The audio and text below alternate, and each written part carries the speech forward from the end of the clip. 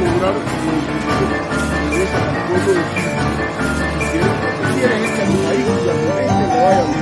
Que se crean entre los cubanos en el exterior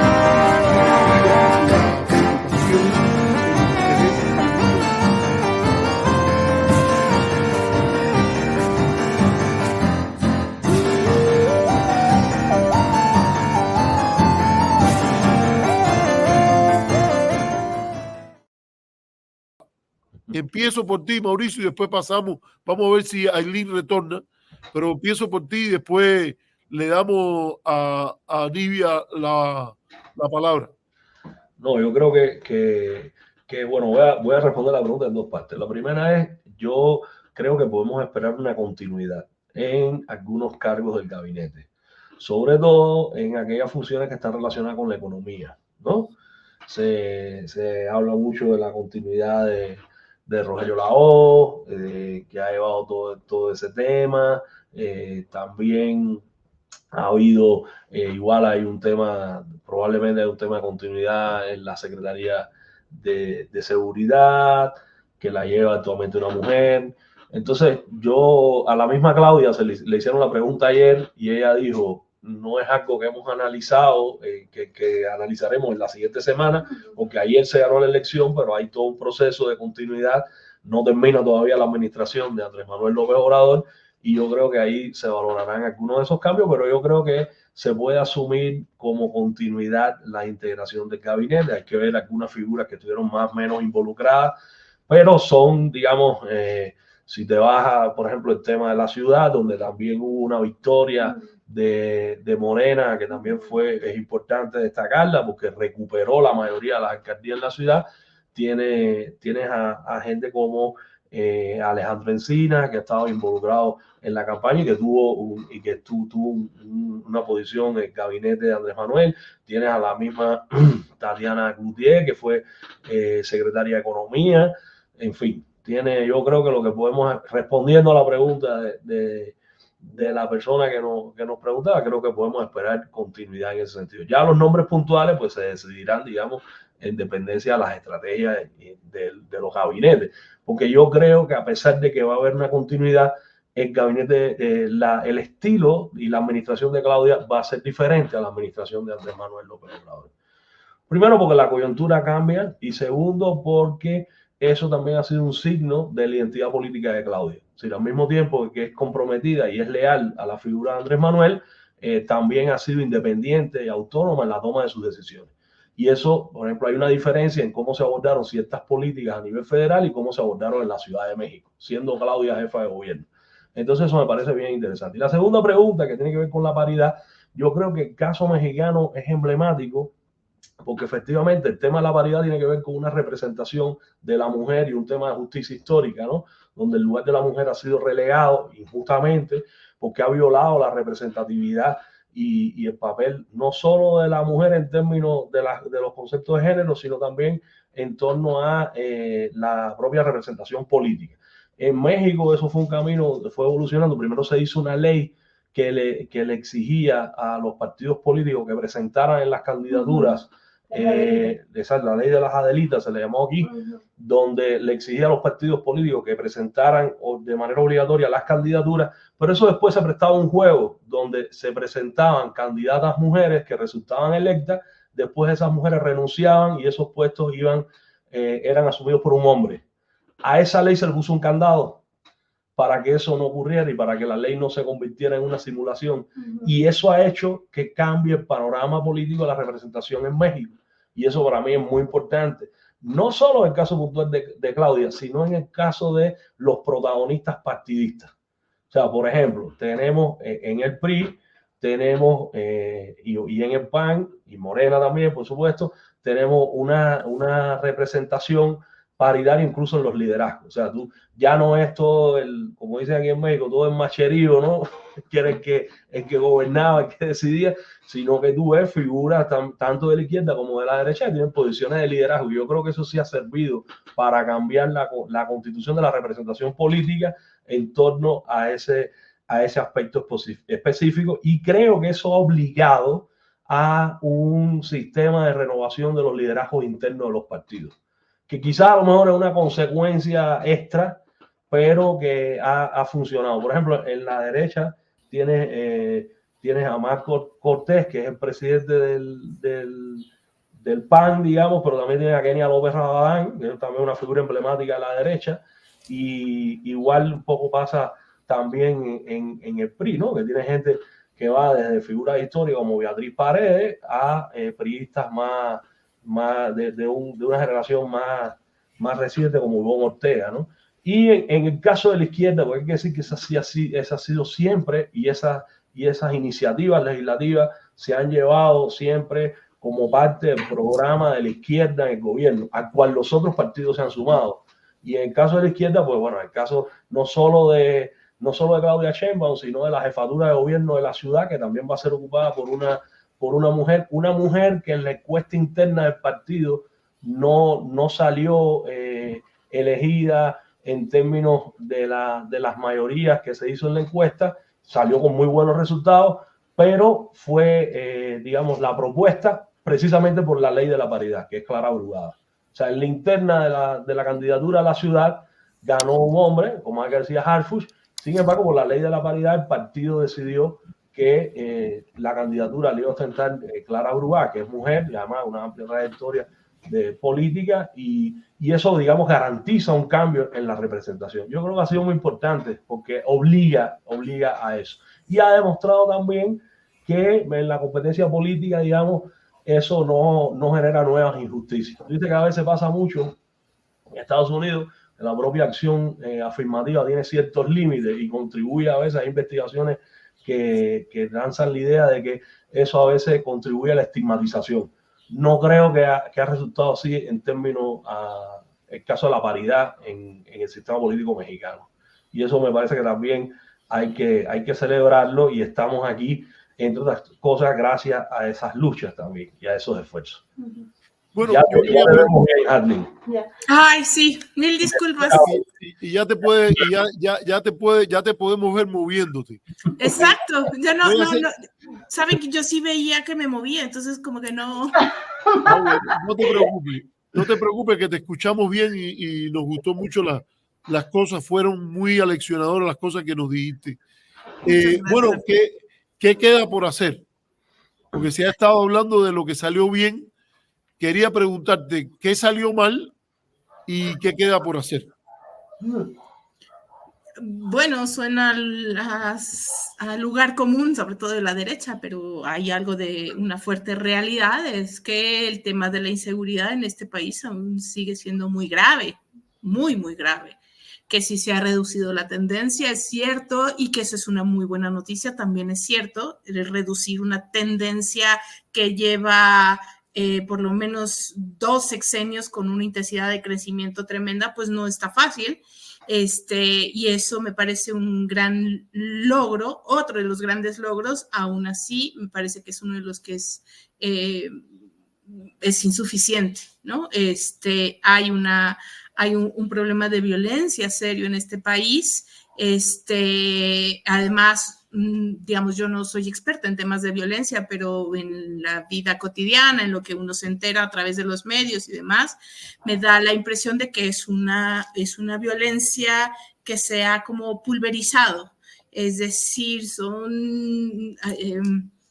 no son sí, claro, son los grandes cárteles por un lado, pero en realidad hay un nivel de una especie de delincuencia común o intermedia, no sé si estoy diciendo una barbaridad con los especialistas de violencia, pero no son necesariamente los grandes cárteles que están a otros niveles, digamos, del delito, sino me refiero, por ejemplo, a bandas de extorsión. El tema de la extorsión ha crecido mucho, tampoco es un tipo de delito que no es de un delincuente común aislado, sino requiere una infraestructura, una complicidad con mandos policíacos, etcétera. Por eso diría como tampoco son los grandes cárteles, sino son muchas células que territorialmente tienen digamos, coto del delito, de la delincuencia en el país. O sea, hay muchas cosas, el feminicidio, por supuesto, una violencia hacia los niños, que es súper alarmante en este país y del cual se habla poco. Tiene que ver con la violencia sexual y la violencia en general hacia las infancias. O sea, creo que en eso hay mucho que hacer. Yo confío en que Claudia va a poder no solo seguir revirtiendo la tendencia, sino afectando las causas verdaderas y focalizándolo en sectores, repito, como la infancia, como las mujeres, etcétera, ¿no?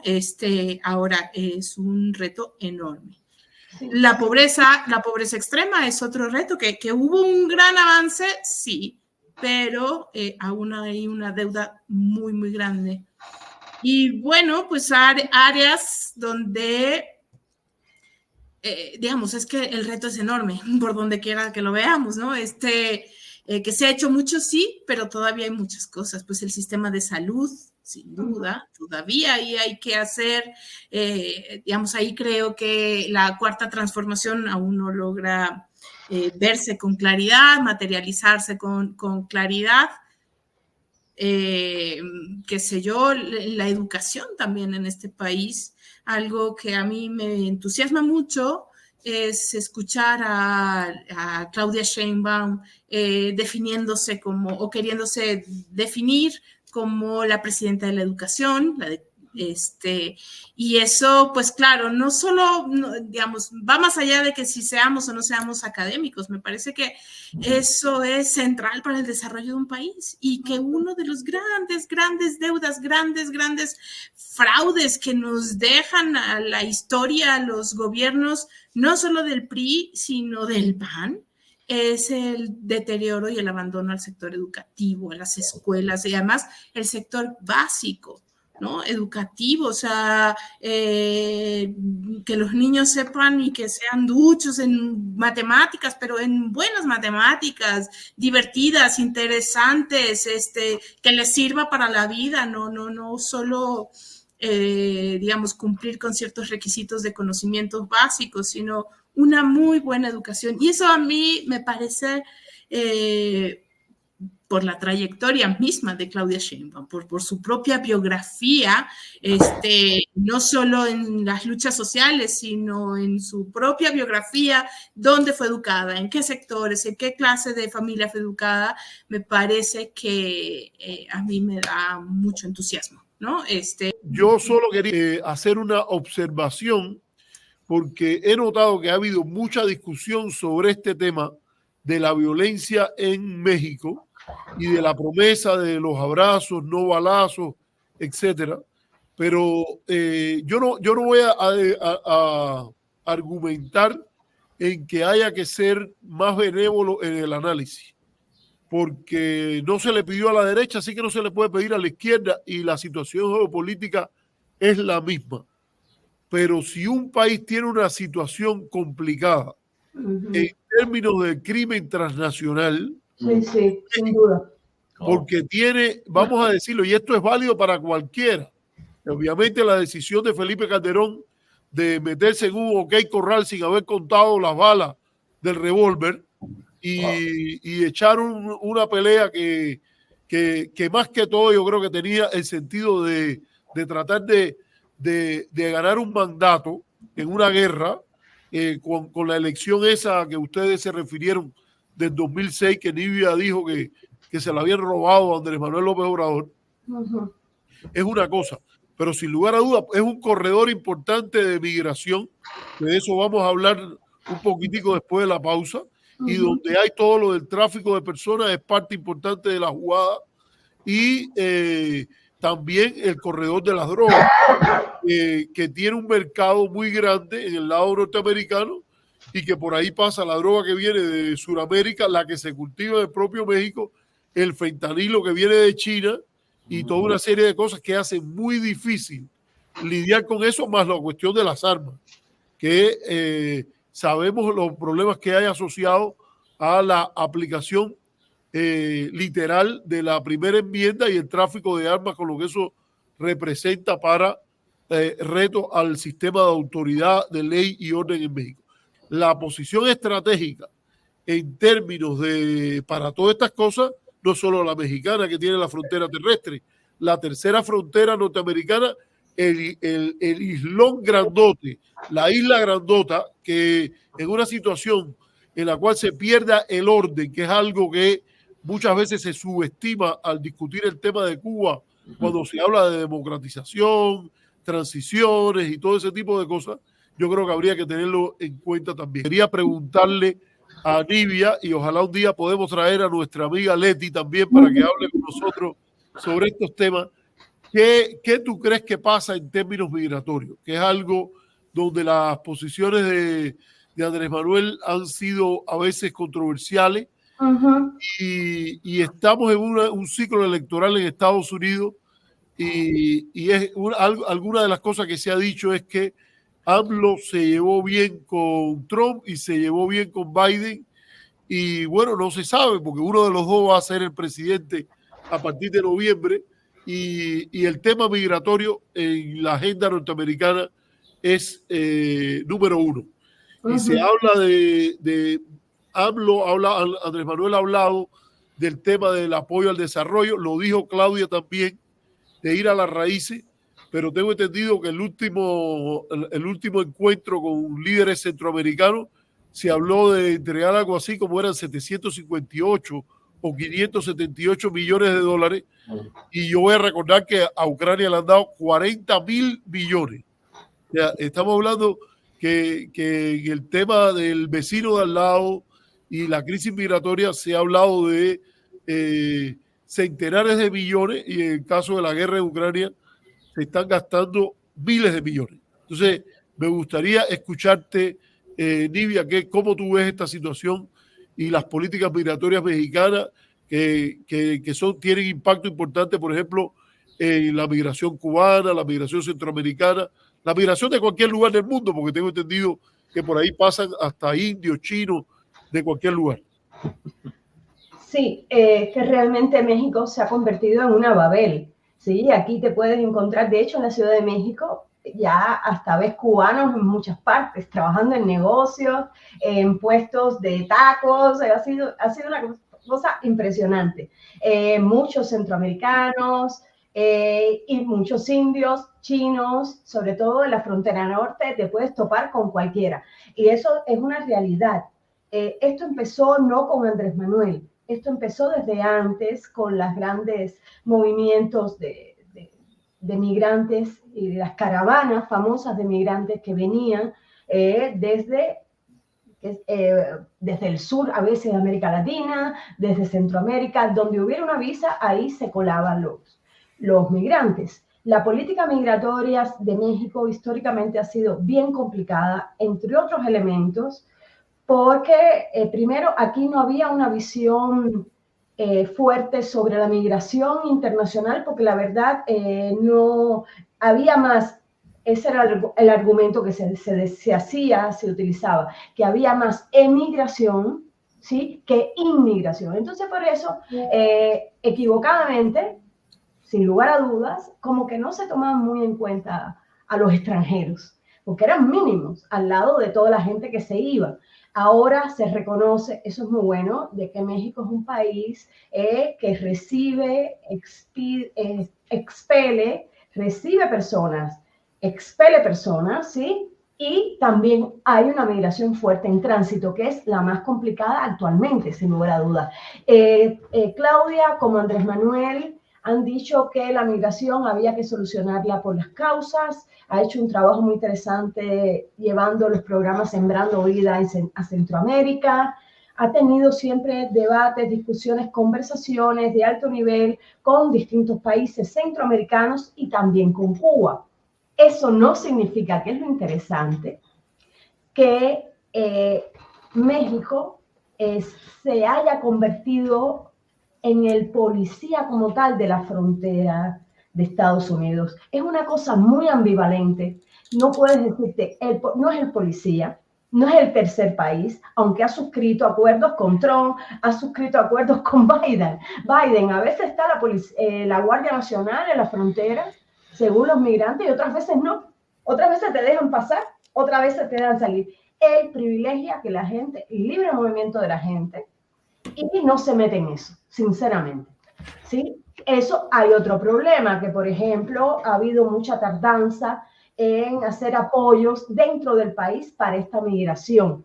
Ahora se suscribió un acuerdo con Bienestar Social en la Ciudad de México para ampliar un poco la atención a estos grupos poblacionales, que aquí en la Ciudad de México son impresionantes, se ven en todas partes. No solo cubanos, haitianos, por todas partes en las construcciones.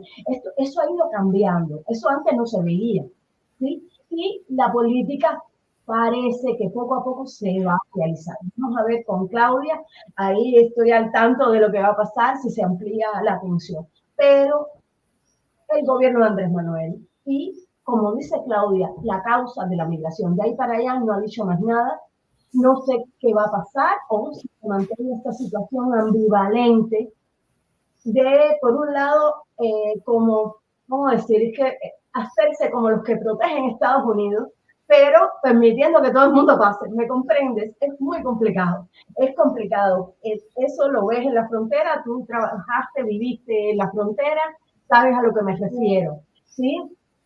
Ellos sí. No está claro cuál es la política migratoria como tal, pero lo que está claro es que ellos no van a ser policía de los Estados Unidos, ¿sí? Entonces, en eso están todavía. Vamos a ver ahora cuando empiecen ya los movimientos, las negociaciones, la semana que viene, qué va a pasar.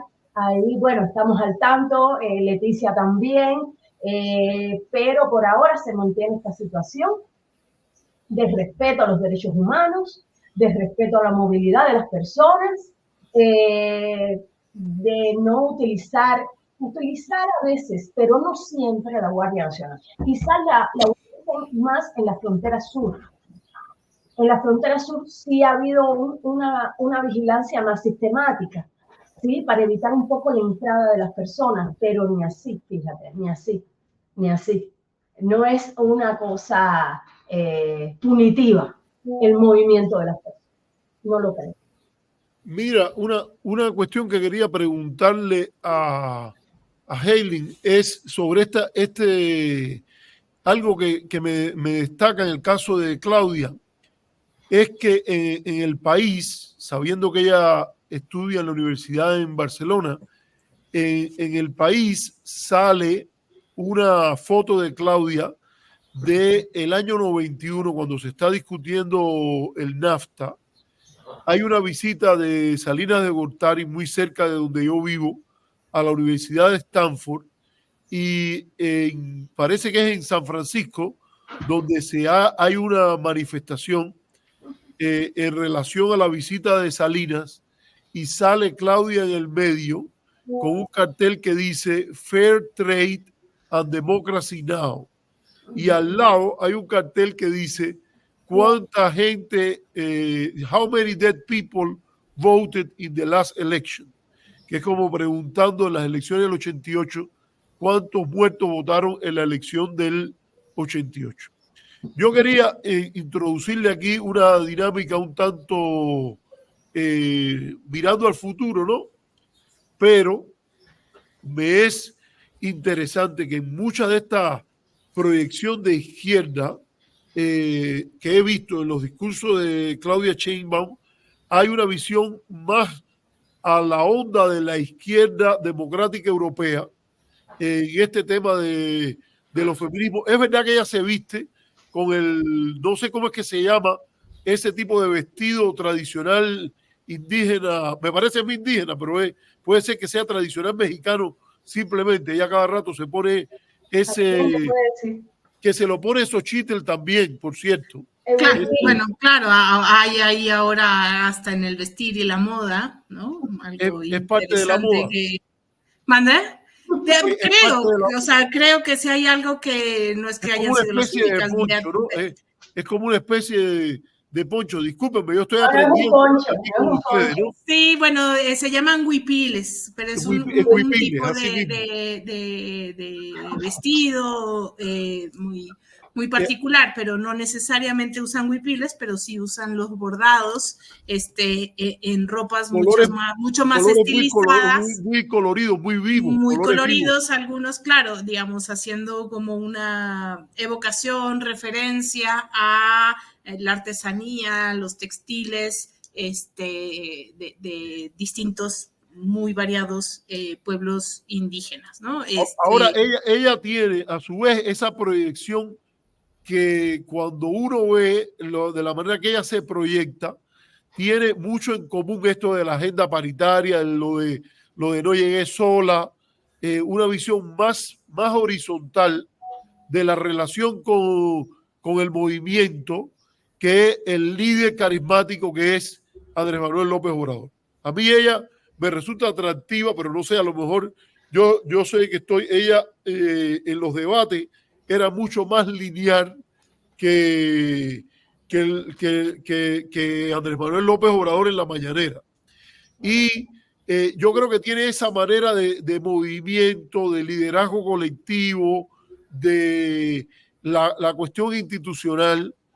Y en cierta medida uno ha visto que por afinidades el gobierno de España, de la coalición de izquierda, y el gobierno mexicano han tenido proyecciones muy notables que yo creo que sería interesante ver en política exterior hasta qué punto hay la estructuración de un mensaje iberoamericano con todo lo tenso que eso tiene por el encuentro en las dos culturas, etcétera. Pero sería interesante explorar eso. No sé si tú quisieras hablar de eso, Ailey, sobre la relación con Europa, la relación con América Latina, si alguien quisiera hablar, y obviamente se ha hecho alguna referencia a Estados Unidos, pero dado el número de cubanos que siguen nuestro programa, quisiera preguntarles si ese tipo de relación que podríamos llamar muy de militancia contra el bloqueo contra Cuba, que es un tema que tratamos mucho aquí, con la prioridad que le ha dado Andrés Manuel López Obrador, un discurso muy interesante, porque él ha ido a Cuba y ha hablado en Cuba de un nuevo americanismo que incluye a los Estados Unidos, pero a la vez ha ido a Washington y ha sido bien claro que mientras el bloqueo exista contra Cuba, la guerra económica, las sanciones contra Cuba, es muy difícil pensar en un entendimiento cordial de las diferentes partes de América. Entonces, no sé si quisieran hablar de eso. Empieza tú, Mauricio, y después ponemos a Eileen a hablar de lo que ella quiera. Y a Nidia, que habló de la migración, la ponemos entonces hoy de tercera, ahora de tercera. Pero yo voy a decir una cosa antes de Mauricio ahora. Ese es el problema de las chicas, que organizamos el mundo. Un segundito, una cosa que tiene que ver y creo que puede ayudar a contextualizar después. Yo creo que México, no sé si Adeline está de acuerdo, pero creo que sí, México siempre ha ido desde hace ya muchas décadas, cuando América Latina va a la izquierda, México anda a la derecha, ¿no? Y de pronto ahora, cuando América Latina se derechiza, el mundo se derechiza, se acaba el mundo, ¿sí? De pronto México sale con un liderazgo de izquierda amplio, que quiere incluir a todo el mundo, que es muy significativo, ¿sí? A nivel continental, a nivel mundial, fíjate, yo estoy segura, porque todo el mundo felicitó ayer a la presidenta, aquello ha sido impresionante. Bueno, pero Lula puso un tuit que por poco va y la enamora. Yo te digo que el esposo de Claudia Sheinbaum, porque lo que puso Lula, de lo contento que estoy de que esté... Pero todos, o sea, lo mismo Lula que, bueno, por hablando del bloque de izquierda, que Petro, que Fernández en Argentina, o sea, Aunque Sí. la primera que yo vi fue a Kirchner, a Cristina Kirchner. Fue la Y primera es ayer, una cosa desde maravillosa, ayer por la tarde fue la maravillosa. primera, según yo, pero no sé. Por eso, México pone la clave siempre. Cuando México quiere ser, bueno, decide o puede ser protagonista, pasan cosas muy interesantes. Históricamente, tú eres experto en eso y en América Latina muy especialmente. Ahora sí le doy la palabra a Mauricio. A Mauricio. Antes déjame decir algo, porque yo estoy aquí para complementar. Esto que ha dicho Nidia es muy importante en la historia de la diplomacia latinoamericana. Vamos a recordar de dónde salió la doctrina Estrada, que fue muy importante en la resistencia contra la intervención y el uso de formas de agresión que no solo eran militares, la manipulación del acto de reconocimiento del Estado. Vamos a recordar también lo que fue la posición mexicana cuando el golpe de Estado en Chile, un presidente muy criticado hoy en México, pero que en ese momento tuvo una proyección muy fuerte de condena a Pinochet, que fue el presidente Luis Echeverría. Y en el caso de Centroamérica, México fue un artífice muy importante con ese grande que yo nunca puedo dejar de pasar por la admiración que le tengo, y que lo saben los amigos de este canal, que cada vez que se pueda mencionar el nombre glorioso de Omar Torrijos Herrera, el presidente de Panamá y el líder que logró la reivindicación del canal y que tuvo en el pueblo mexicano y en la clase política mexicana, en ese caso, recordemos la época que estaba de secretario de Relaciones Exteriores del presidente López Portillo, Jorge Castañeda, no Goodman, el padre de Jorge Castañeda, y que fueron artífices de Contadora y de la estrategia de internacionalización de la causa del canal, como lo hicieron en el tema del bloqueo a Cuba, que hubo siempre la idea de que México jugara un papel y siempre importante, y que Andrés Manuel López Obrador rescató. O sea, esto de que Nidia mencionaba, hay abundantes casos históricos de diplomacia y de historia de la diplomacia mexicana que hay que mencionar. Así que, Mauricio, discúlpame, pero tenía que recordar las cositas. Es importante y forma parte de la singularidad que decía Nidia del caso mexicano, ¿no? Una de esas singularidades es que México es el vecino latinoamericano de la potencia de los Estados Unidos, es la potencia global más importante que hay desde hace ya casi un par de siglos, ¿no? Entonces yo creo que en ese sentido la relación de México con América Latina es una relación estratégica, porque América Latina le sirve como un contrapoder a esa simetría enorme que significa la vecindad con los Estados Unidos. Y creo que la aspiración de México de jugar un rol regional en ese sentido parte de esa premisa, ¿no? De también, digamos, lograr cierto equilibrio en esa simetría. Y en segundo lugar, es decir, México, tú decías una cosa bien interesante y ponías la foto de Claudia Sheinbaum. Yo creo que en la parte, desde las izquierdas había una posición un poco más madura en torno a más que negar la realidad de una relación comercial que está dada por el lugar geopolítico y geográfico, es tratar de influir en una relación más favorable a los intereses de aquellos que tienen menos poder, y ese es el caso de México, ¿no? Es decir, el neoliberalismo lo que hizo fue que se sumó y puso la estructura de la economía mexicana en función de ese proceso de liberalización. Y la propuesta de las izquierdas es pues que ese proceso de liberalización se haga, en primer lugar, rectificar aquellos abusos y excesos que generen mercado en ese proceso. En segundo lugar, generar una relación más de iguales, más de igualdad, que es un principio de las relaciones internacionales, como tú bien sabes. Y en tercer lugar, que también los estados tienen un rol en la focalización de las atenciones de esa relación. O sea, que esas relaciones no pueden dejarse en manos de privados, que es un poco la apuesta de Salinas o la de Jorge Castañeda Gutmann. Ahí sí estoy hablando del hijo.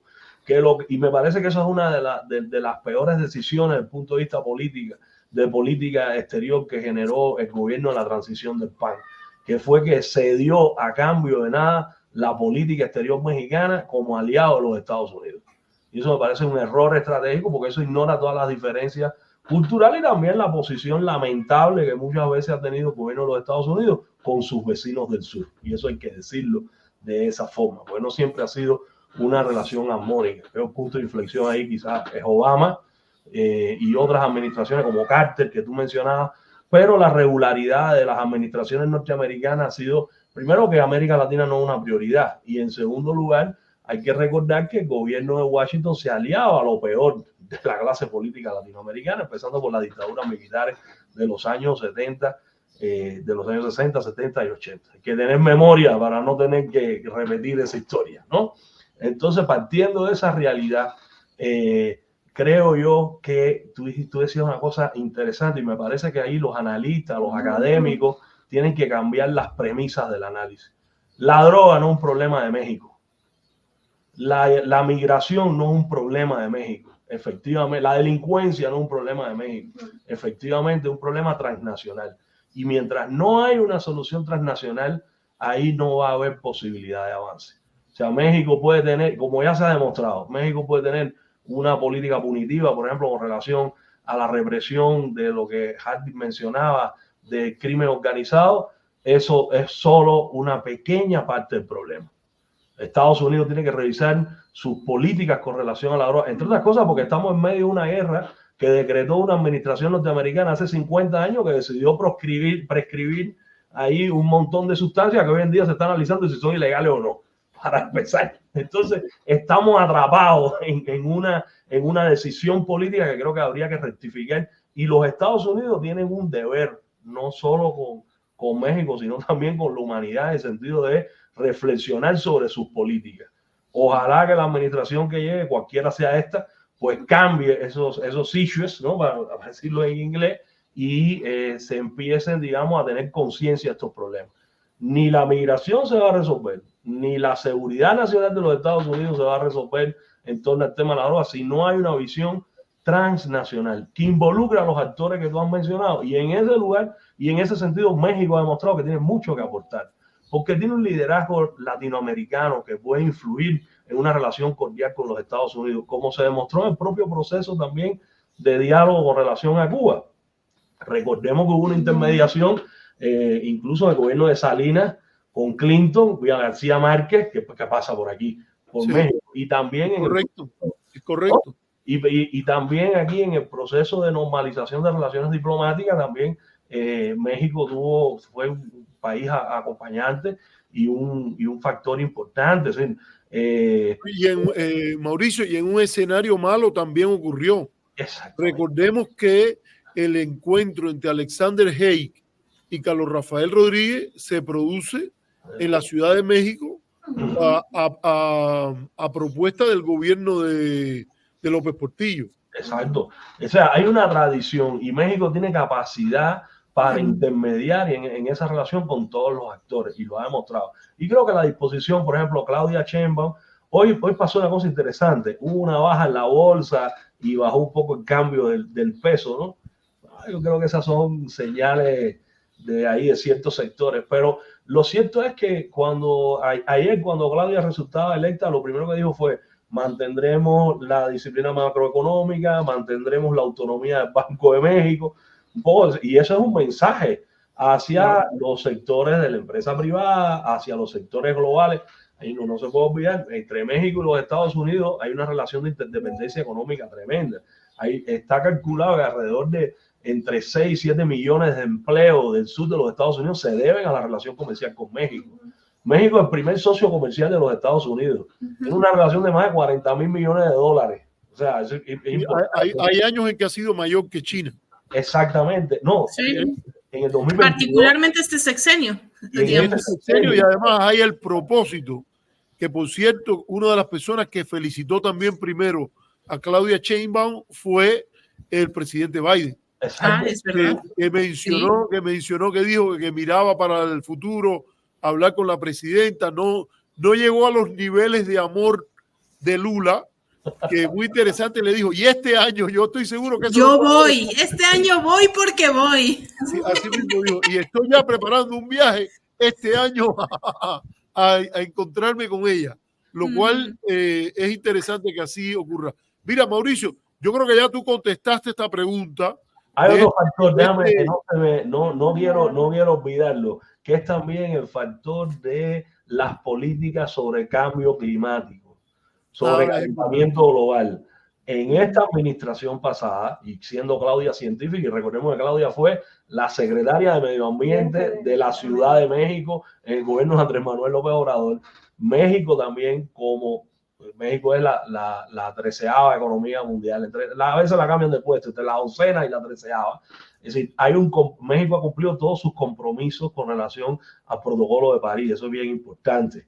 Entonces, México también tiene un lugar a nivel global con relación al tema del calentamiento global. Es muy importante que esta economía, primer socio comercial de los Estados Unidos, tenga una política totalmente diferente a por ejemplo, la que tuvo la administración Trump.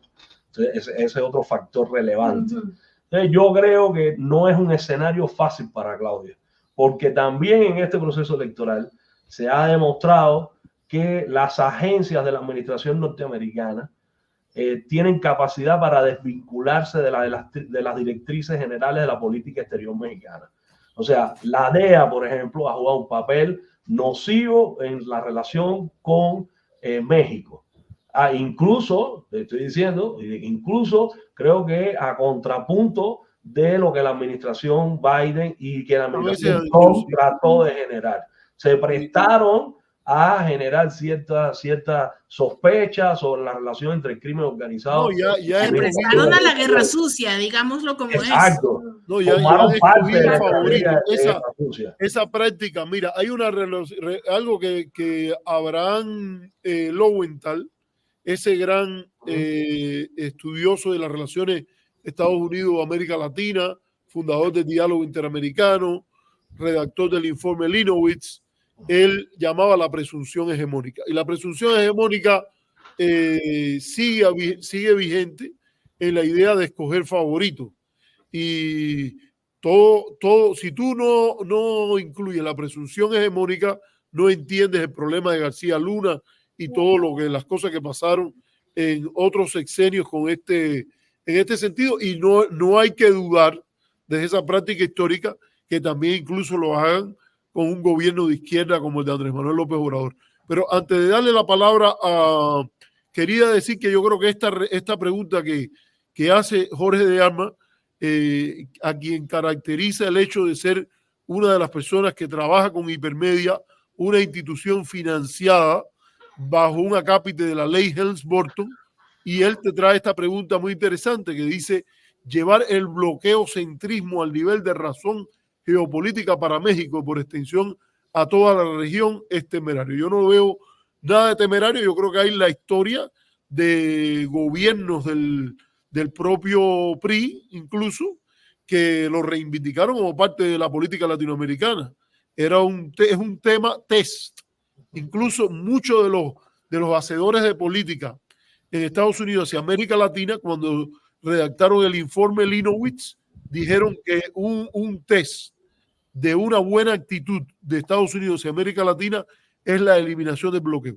Pero entendemos, porque hay veces que tú sabes que vienen estas preguntas y una manera de entenderla, una manera es el razonamiento lógico, gente que no entiende y a veces se puede informar con nuestro programa, y otras veces es que son preguntas que hay que hacer y que debemos dejarlas cuando son parte de la agenda de cuestionar la oposición al bloqueo, sobre todo si tú estás financiado a partir de la ley Helms-Burton.